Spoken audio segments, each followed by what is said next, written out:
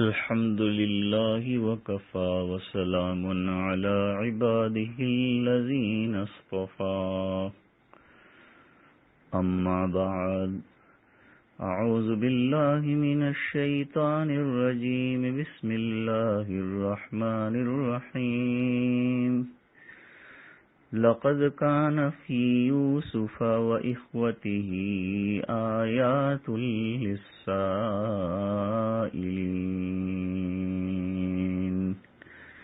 وقال الله تعالى قد أفلح من تزكى وذكر اسم ربه فصلى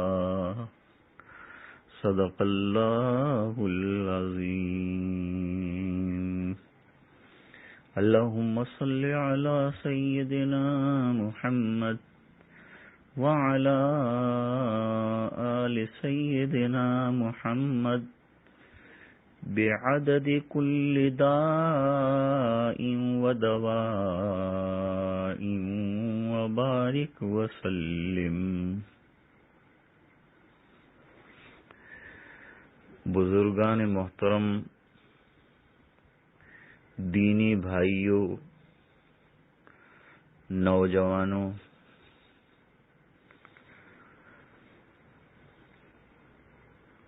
ایک کامیاب نوجوان اسلام کی نظر میں کون اور کیسا ہو سکتا ہے؟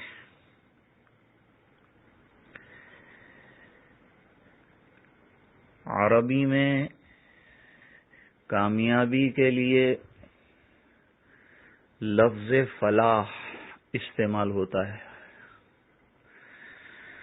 فلاح اصل میں تو آخرت کی کامیابی کو کہتے ہیں، لیکن جو آخرت میں کامیاب ہو تو اللہ تعالیٰ اسے دنیا میں بھی کامیاب فرماتے ہیں۔ قرآن کریم میں فرمایا وَلَا تَمُوتُنَّ إِلَّا وَأَنْتُمْ مُسْلِمُونَ، اور تمہاری موت نہ آئے مگر یہ کہ تم مسلمان ہو، ایمان کی حالت میں آئے۔ اب مرنا تو اختیاری چیز ہے نہیں، وہ تو اللہ کی طرف سے ہے۔ موت اور حیات کے فیصلے تو اللہ فرماتے ہیں، اور انسان کی حیات معین ہے۔ جب وقت موعود آتا ہے انسان چل جاتا ہے تو یہ اپنے اختیار میں تو ہے نہیں مسلمان ہو کر مرنا۔ علماء نے اس کا جواب یہ دیا کہ اس کا مطلب یہ ہے کہ جس حالت میں زندگی گزارے گا اسی حالت میں اس کی موت آئے گی۔ تو اگر زندگی بھر ہم نے اعمال صالحہ کیے ہیں، حسنات کیے ہیں ایمان کے ساتھ، تو امید ہے کہ اللہ تعالیٰ ایمان پر خاتمہ فرمائیں گے۔ آیت میں یہی مراد ہے۔ تو فلاح اخروی جس کی طرف بلایا جاتا ہے، دعوت دی جاتی ہے، جیسے فرمایا قد افلح المؤمنون الذین هم فی صلاتهم خاشعون، وہ لوگ جو اپنے نماز میں پورا کنسنٹریشن رکھتے ہیں، قالب اور قلب دونوں سے اللہ کی طرف متوجہ ہوتے ہیں، تحقیق کہ وہ فلاح پا گئے۔ جب اللہ تعالیٰ آخرت جو بڑی نعمت ہے، جنت جو بڑا انعام ہے،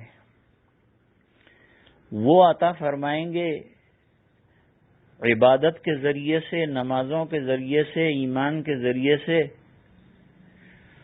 تو وہ اللہ ہمیں دنیا میں ناکام کیسے فرمائیں گے؟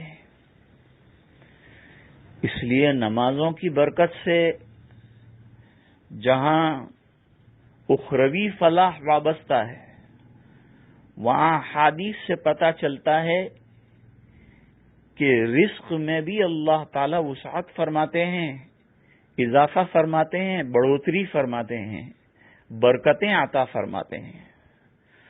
تھوڑا ہو لیکن کام آ جائے، صحیح جگہ پر استعمال ہو جائے، اسراف سے بچ جائے، اس کو برکت کہتے ہیں. ایک اور جگہ پر اللہ تعالی نے متقی یعنی اللہ سے ڈرنے والے، اللہ کا خوف رکھنے والے، تقوی کا معنی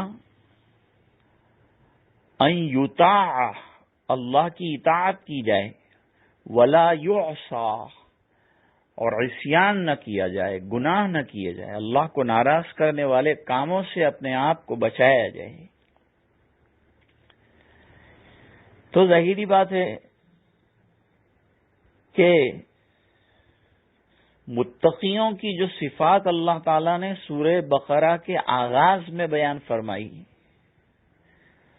مومنین متقین جو ایمان کے ساتھ اور اعمال صالحہ کے ساتھ گناہوں سے بچتے ہوئے اور طاعات کرتے ہوئے زندگی گزارتے ہیں، ان میں نمبر 1 تو عقیدے کی پختگی کہ اللہ کے علاوہ کسی کو عبادت کے لائق نہ سمجھے، اس کے ساتھ کسی کو شریک نہ کرے، اور اللہ تعالی غیب داں ہیں، اس پر بن دیکھے ہمیں پورے اعتماد کے ساتھ کسی دیکھی ہوئی چیز پر جیسے یقین رکھتے ہیں، بھروسہ رکھتے ہیں، اتنا بھروسہ رکھنا ہے. یہ عقیدے کی جڑوں کو مضبوط کرنا، عقیدوں کو درست کرنا موجودہ دور کی بہت شدید نوجوانوں کی ضرورت ہے، کیونکہ مختلف قسم کے لٹریچر، مختلف قسم کی چیزیں واٹس ایپ پر آتی رہتی ہیں جو ہمارے عقیدوں کو ہلانے والی بھی ہوتی ہیں، کچھ مضبوط کرنے والی بھی ہوتی ہیں. ہمیں خیال رکھنا چاہیے کہ ہمارا عقیدہ جمع رہے اللہ سے ہونے کا، اور اللہ ہی کر سکتے ہیں، اللہ ہی شفا دینے والے ہیں، اللہ ہی مرض دینے والے ہیں. یہ یقین کرنا، اس یقین کی پختگی کا نام عقیدہ ہے. تو متقیوں کی ایک صفت تو یہ ذکر فرمائی، دوسری صفت یہ ذکر فرمائی کہ وہ اپنا جان اور مال اللہ کے راستے میں اللہ کے حکم کے مطابق خرچ کرتے ہیں. قرآن کریم کی اور اس کی آیات پر پوری طرح بھروسہ اور یقین جازم رکھتے ہیں، اور اس کے ایک ایک حرف کو من جانب اللہ سمجھتے ہیں، اور قرآن کریم کو اللہ کی آخری اور فیصلہ کن کتاب سمجھتے ہیں. قرآن کریم کیا ہے؟ اللہ جل شانہ کی طرف سے دنیا انسانیت کے نام بواسطہ محمد الرسول اللہ صلی اللہ علیہ وسلم یہ آخری خط ہے، پیغام ہے، سندیش ہے.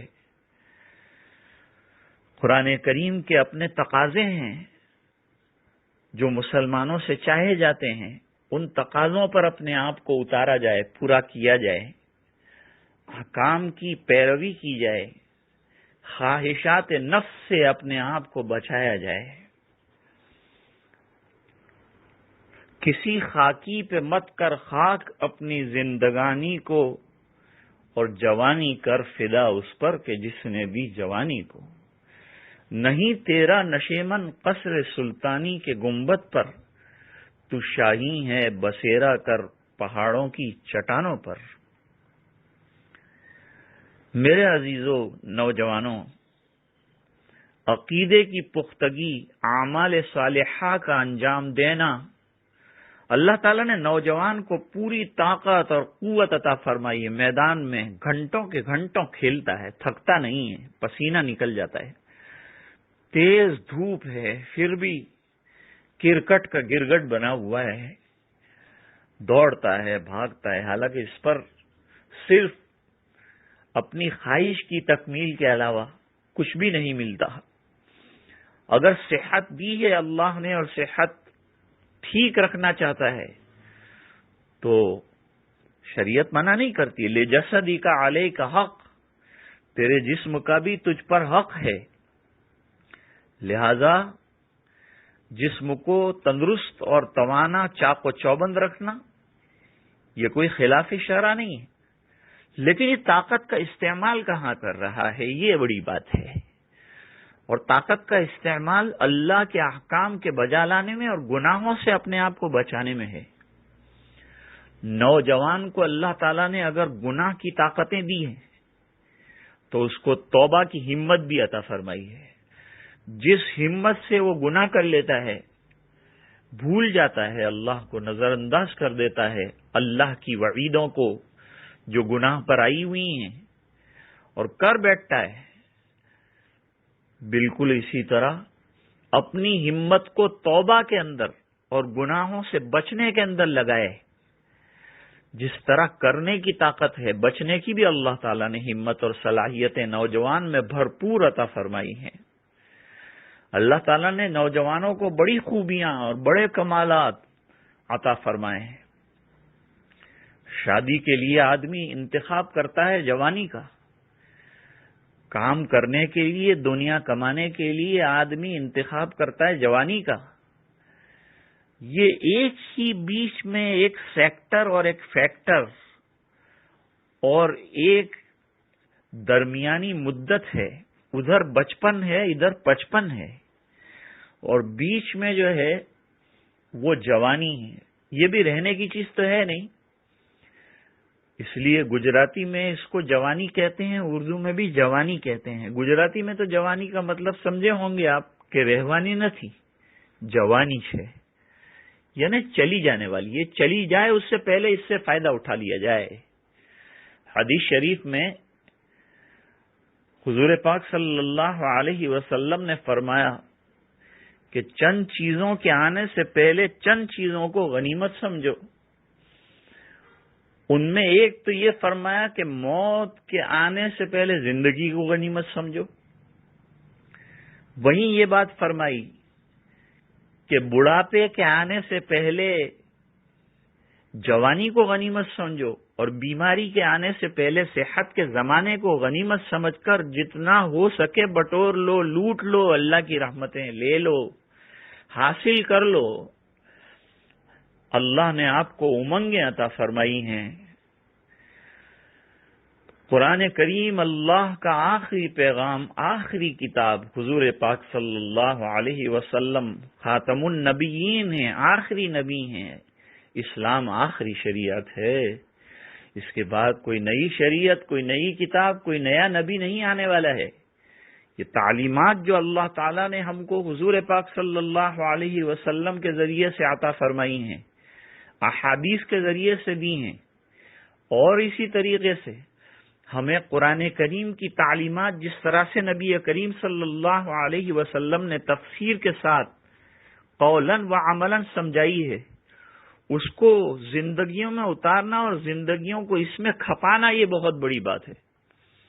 اس لیے حدیث شریف میں فرمایا کہ 7 قسم کے لوگ وہ ہیں جن کو اللہ تعالی اپنے عرش کے زیر سایہ رکھیں گے اور اپنی خصوصی رحمتیں ان کی طرف متوجہ فرمائیں گے۔ ان میں سے ایک وہ نوجوان ہے جس کو کسی حسینہ جمیلہ خاندانی عورت نے گناہ کی طرف بلایا، اور وہ گناہ کی طرف جانے کے بجائے تقوی کا دامن تھامے رہا، اور اس نے جواب دیا کہ میں اللہ کو حاضر ناظر سمجھتا ہوں، اللہ سے ڈرتا ہوں، تو بھی اللہ سے ڈر۔ دل کے اوپر پتھر رکھ دیا، گناہ سامنے سے چل کے آئے تھے، گناہ کی دعوت تھی، لیکن اپنے آپ کو بچا لیا۔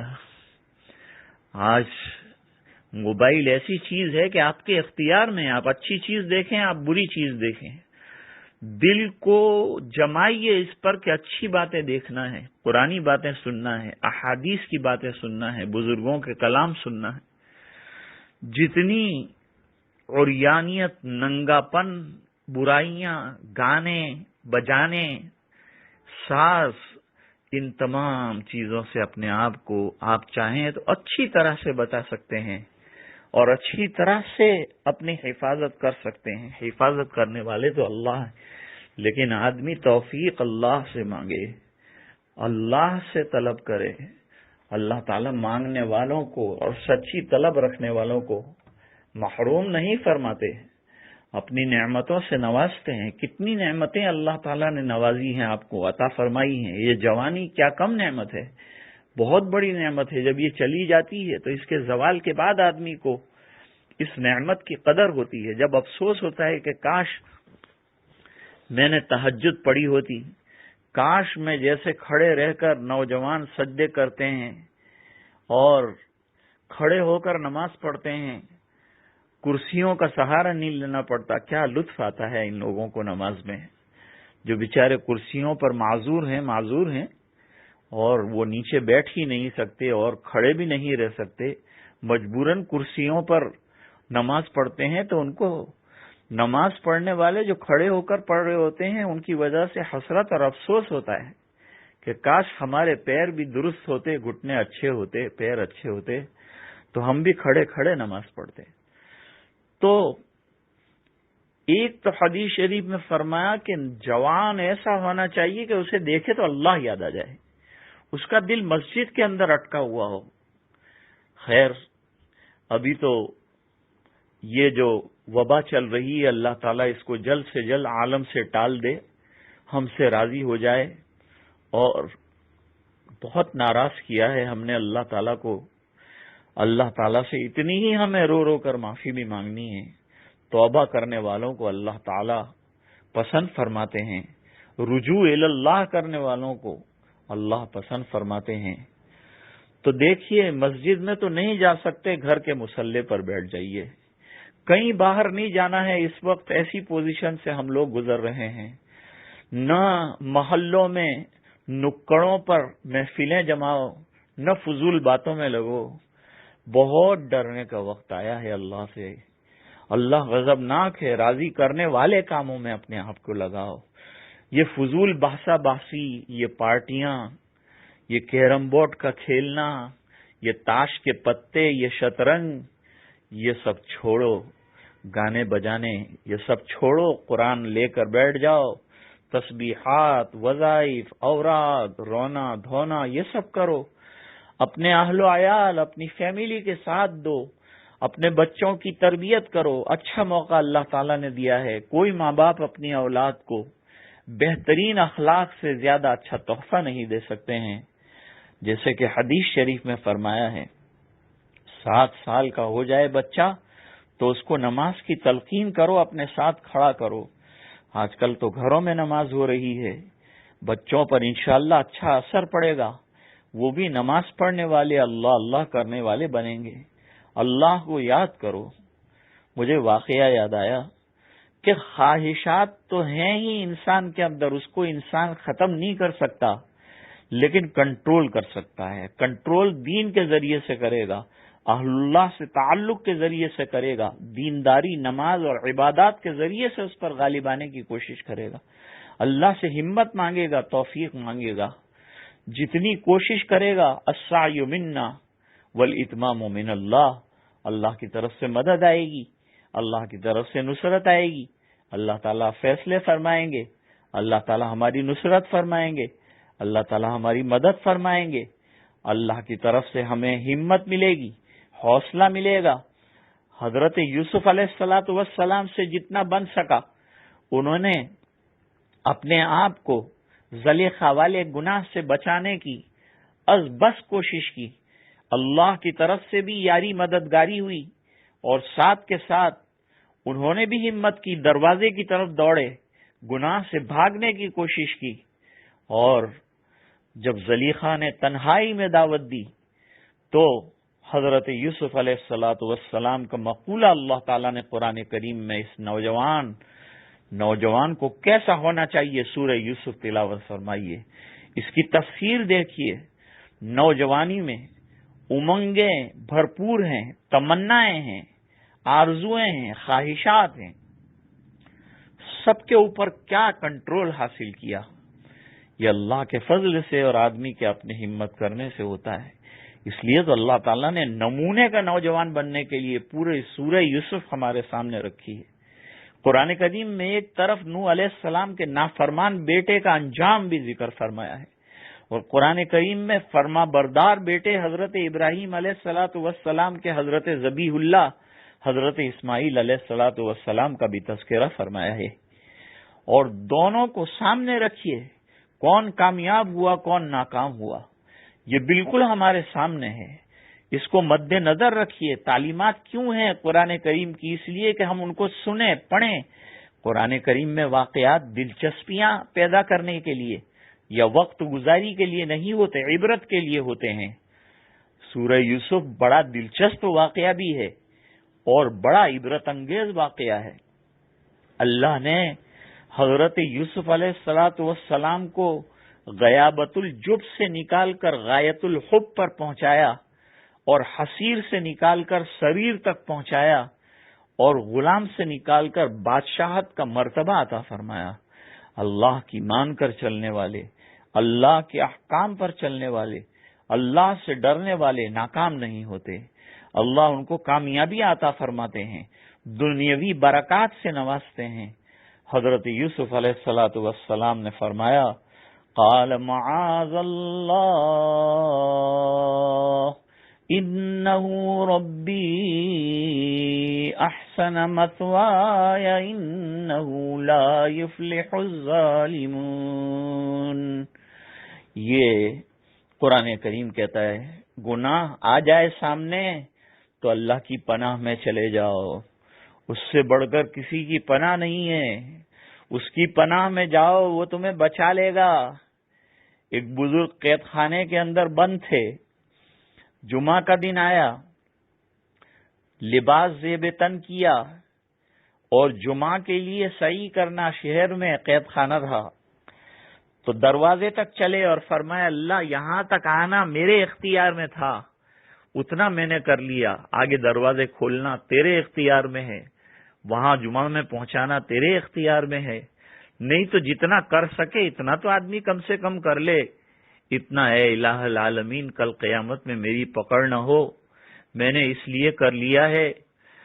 اپنے آپ کو خواہشات اور خواہشات نفسانی سے بچاؤ، خواہش نفس سے بچتے رہنا سب کے بس کی بات نہیں، ہند میں رہ کر مسلم رہنا سب کے بس کی بات نہیں۔ تو یہ خواہش نفس سے لڑنا پڑتا ہے، نفس کے اوپر بوجھ ڈالنا پڑتا ہے، مقابلہ کرنا پڑتا ہے، تو اللہ تعالیٰ ضرور بے ضرور اچھی نیتوں کے ساتھ کامیابی عطا فرمائیں گے۔ حضرت عمر رضی اللہ تعالیٰ عنہ کے زمانے کا ایک واقعہ ہے جو کتابوں کے اندر منقول ہے۔ www.attableek.com ایک نمازی روزانہ حضرت عمر رضی اللہ تعالیٰ عنہ کے پیچھے نماز پڑھنے کے لیے چلتا رہتا تھا، مسجد میں آتا جاتا تھا۔ ایک حسین خاتون کی اس پر نظر پڑی، بار بار اس کو گناہ کے لیے اکسایا، پھسلایا، ورغلایا۔ نفس تو انسان کے ساتھ لگا ہوا ہے۔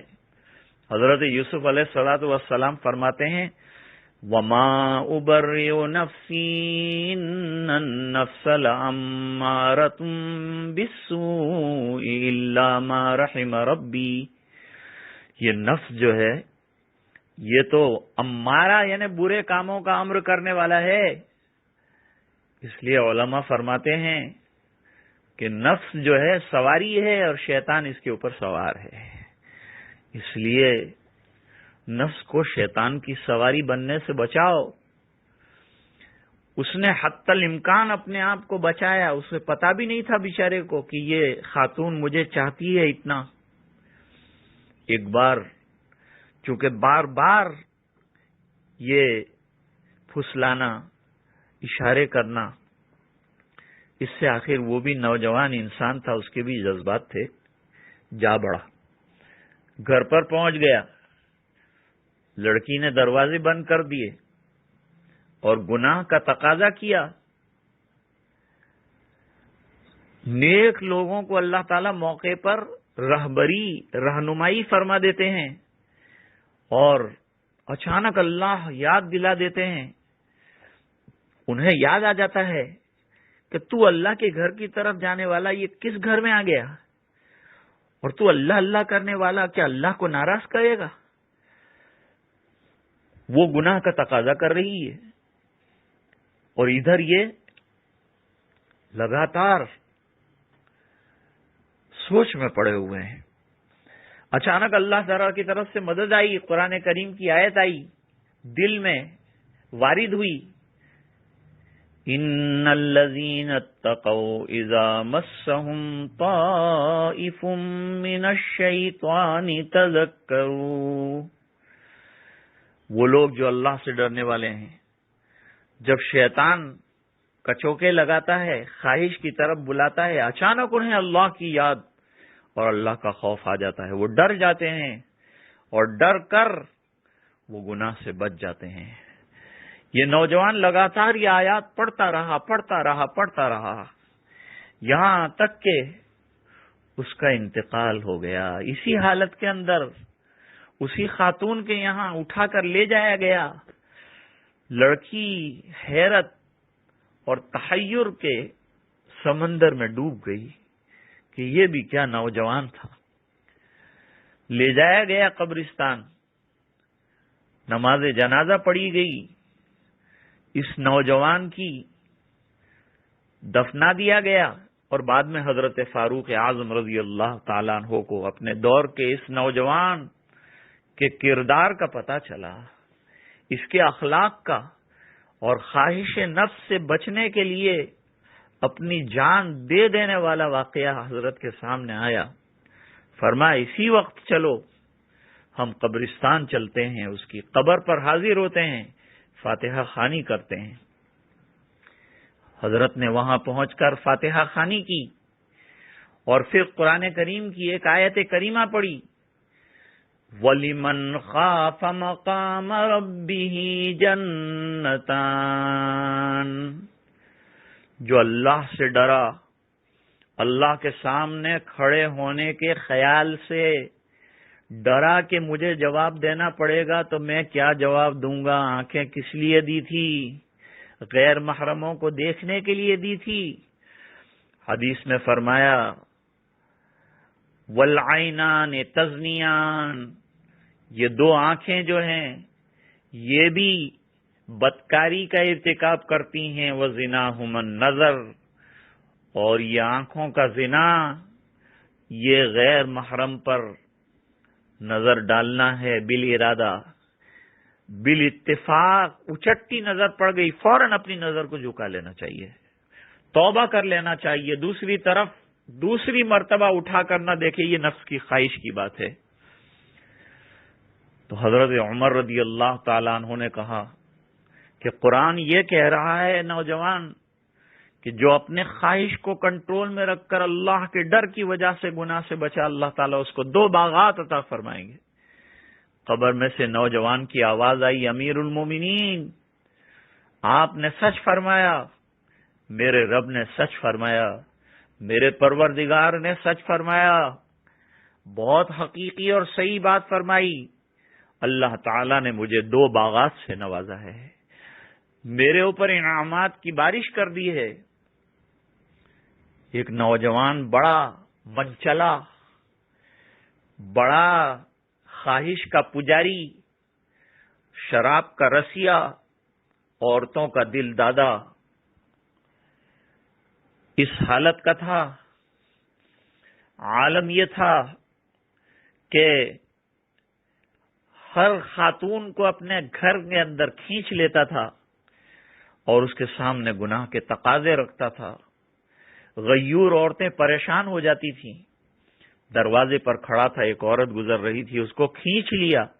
عورت نے بہت ہی آگوزاری کی کہ ناپاک کام، ناجائز کام، اللہ کو ناراض کرنے والا کام مت کر، لیکن گناہ کا داغیہ ایسا کہ اللہ کا ڈر بھی دل سے نکل چکا، کیا کیا جائے؟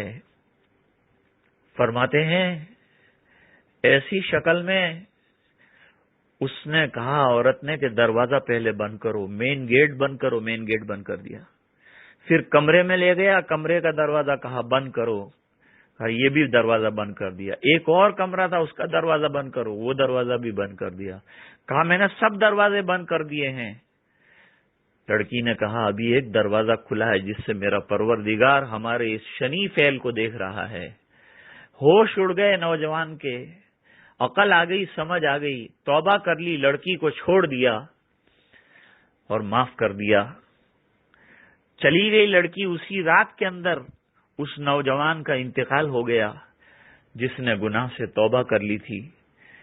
اللہ تعالی کی طرف سے پیغام آیا کہ اس جوان کی اس گناہ سے بچ جانے کی وجہ سے اور خاتون کو معاف کر دینے کی وجہ سے اور ہمارے ڈر کی وجہ سے ہم نے بخشش کر دی، ہم نے مغفرت کر دی، ہم نے اسے معاف کر دیا.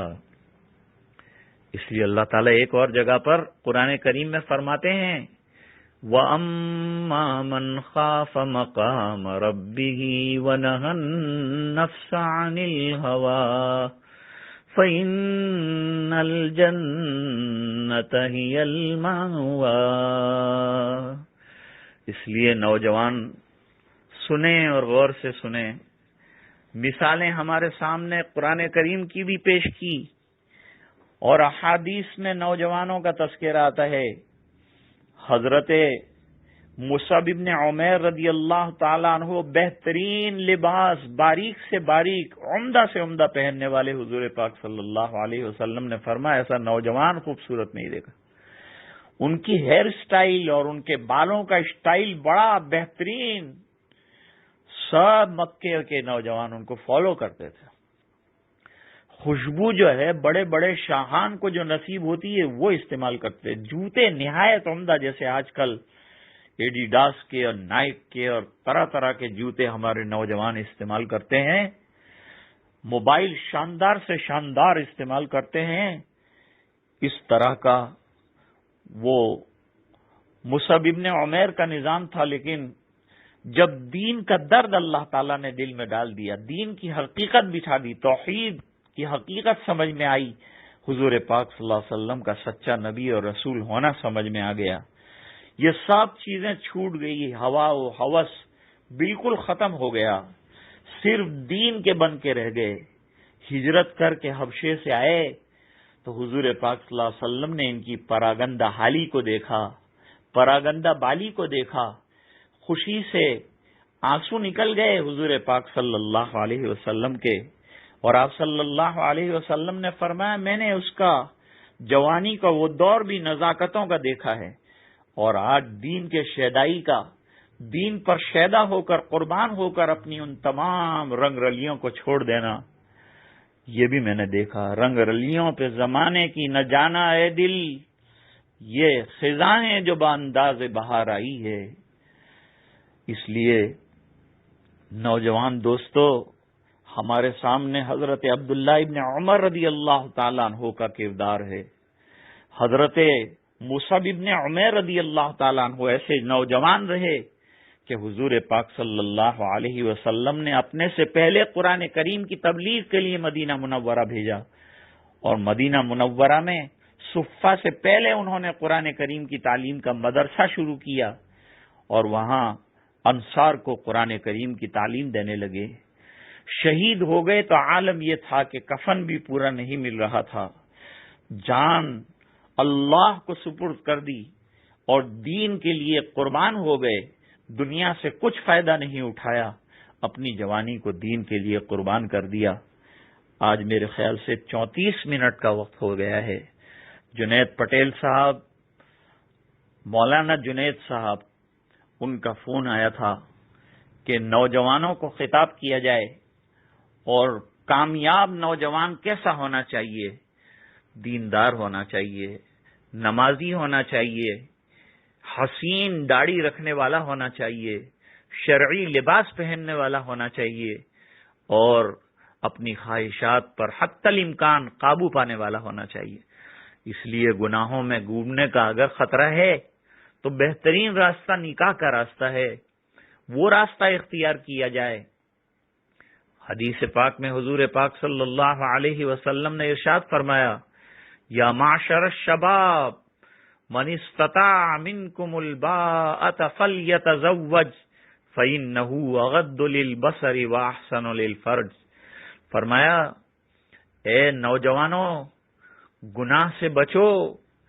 ایک حدیث میں حضور نے فرمایا اے نوجوانوں زنا اور بدکاری سے اپنے آپ کو بچاؤ، بچاؤ اپنے آپ کو بچاؤ، بچاؤ اپنے آپ کو بچاؤ. اس راستے کی طرف مت جاؤ. اگر کنٹرول نہیں کر سکتے، اللہ نے وسعت مالی اور وسعت جسمانی دی ہے تو شادی جلدی کر لو. نکاح یہ پاک دامنی کا بہترین راستہ ہے، اور نکاح کے مقاصد میں سے ایک مقصد جو ہے وہ پاک دامن رہنا بھی ہے، سنتوں پر عمل کرنا بھی ہے. میرے نوجوان دوستو، کامیابی کا یہی راستہ ہے. اللہ تعالی اس راستے پر ہمیں گامزن ہونے کی توفیق عطا فرمائے، ہمت عطا فرمائے. یہ بڑا نازک اور کانٹے کا وقت ہے جس میں ہم لوگ کھڑے ہوئے ہیں. پورا عالم اس کی لپیٹ میں آیا ہوا ہے. اللہ ناراض ہو رہے ہیں، وبا عام ہو گئی ہے، لوگ مرتے جا رہے ہیں. لا تعداد انسان دنیا سے اس بیماری میں جا چکے ہیں. بہت سے زیر علاج ہیں. جو مرحومین مومنین مومنات دنیا سے گئیں، اللہ تعالی ان کی مغفرت فرمائے، اور جو زیر علاج ہیں اللہ تعالیٰ ان کو صحت اور عافیت عطا فرمائے، اور پورے عالم انسانیت کی اللہ تعالیٰ اس وبا سے حفاظت فرمائے. اللہ اپنے گھروں کو دوبارہ آباد فرمائے، مسجدوں کو آباد فرمائے. پھر اسی شان و شوکت کے ساتھ دین کا بول بالا ہو، اسلام کا پھریرا لہرائے. اور نوجوانوں کام کرنے کا وقت ہے. خود بھی دین پر آؤ اور دین کی دعوت میں بھی اپنے آپ کو لگاؤ. اللہ تعالی آپ کی ان تمام تر مساعی کو قبول فرمائے. مولانا جنید صاحب نے اس موقع پر مجھے یاد کیا اور دعوت دی کہ ایک کامیاب نوجوان کی زندگی کیسی ہو سکتی ہے. ہمارے سامنے کامیاب نوجوان حضرت یوسف علیہ السلام کی شکل میں موجود ہیں، حضرت اسماعیل علیہ السلام کی شکل میں موجود ہیں، حضرت عبداللہ ابن عمر رضی اللہ تعالی عنہما کی شکل میں موجود ہیں، ابو سعید خدری رضی اللہ تعالی عنہما کی شکل میں موجود ہیں، اور حضرت مصعب ابن عمیر رضی اللہ تعالی عنہ جیسے جوان موجود ہیں. سب نمونہ ہے ہمارے لیے، بس عمل کرنے کی ضرورت ہے. باتیں ہوتی ہی رہتی ہیں، اور اسی لیے ہوتی ہیں کہ کوئی بات پلے پڑ جائے، دل پر لگ جائے، اللہ تعالیٰ بیڑے پار فرما دیں، اور اللہ تعالیٰ ہماری زندگیوں کو بنا دیں. اللہ تعالیٰ ہماری اصلاح فرمائے اور غیب سے نصرت کے فیصلے فرمائے. احادیث میں نوجوانوں کی تعریف فرمائی گئی ہے. اللہ تعالیٰ ہمیں ان لوگوں میں سے بنائے. میں عرض کر رہا تھا کہ قرآن کریم آخری کتاب ہے، اور یہ آخری کتاب جو ہے اس کو کثرت سے تلاوت کرنا. آگے رمضان المبارک کا بہترین مہینہ عبادتوں کا آ رہا ہے. دن میں روزہ اور رات کو تراویح گھر پر پڑھنا ہے. اور جو نہیں پڑھ سکتے پورے قرآن کریم سے، وہ گھروں پر علم طرح سے پڑھیں. اگر جماعت نہیں بنا سکتے تو تنہا پڑھیں، لیکن یہ سنت مؤکدہ کو نہ چھوڑیں اور پوری طرح اس پر عمل پیرا ہوں. رات کی تفریحات کو چھوڑیں، نکڑوں پر بیٹھنا چھوڑیں، فضول گیمز وغیرہ نہ کھیلیں، نہ جمع ہوں، اپنے اپنے گھروں میں رہیں، اپنے گھر والوں کے ساتھ خوش رہیں. قانون پر جو بنایا گیا ہے سوشل ڈسٹنسنگ کے سلسلے میں، اس پر پوری طرح سے عمل کیا جائے. اس میں ہماری خیر ہے اور بھلائی ہے. اللہ تعالیٰ جلد اس وبا سے دنیا کو چھٹکارا نصیب فرمائے، عافیت اور خیر کے فیصلے فرمائے. مدارس کی، مساجد کی، مقابر کی، قبرستانوں کی، مراکز دینیہ کی اللہ تعالیٰ خوب خوب حفاظت فرمائے. وآخر دعوانا ان الحمد للہ تعالی رب العالمین. السلام علیکم ورحمۃ اللہ وبرکاتہ. راندیر سے آپ کا خادم رشید احمد اجمیری.